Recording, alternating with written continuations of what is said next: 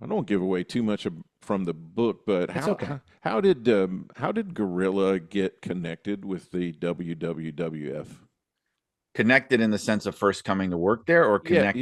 yeah. Well, did he work other places before that, or did he Yeah, he start did. out there? He had a short period of kind of hitting the territories when he first started. He started wrestling in 1960, and he was kind of discovered. I wouldn't say discovered because he was already a known amateur champion, Hmm. but he was brought into the business by Pedro Martinez in Buffalo and Rochester because that was his hometown. Yeah. And Martinez's booker and trainer, who was Sandor Kovacs, and they brought him in initially. It was just supposed to be a one-time angle, very familiar.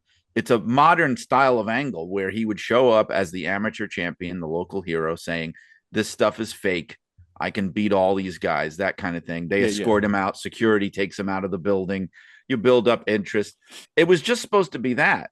But when he started to realize how much money he could make doing it, he started to get more and more interested. And actually, he was brought up to Toronto by Frank Tunney, and he started wrestling sort of a semi-regular schedule, a couple times a week, going up there. Still had his day job, but then about a year later, they sent him. They wanted to send him to Calgary, and this was going to be his first real full-time commitment to the business. You can't go to Alberta, and you can't commute to Alberta. You have to commit. Yes. And so he quit his day job. It actually ended his first marriage. He was married to a kind of a hometown girl, and she just couldn't deal with the wrestling business, wanted no part of it. And he went out there, and he got a big break there. He was put in main events for the first time.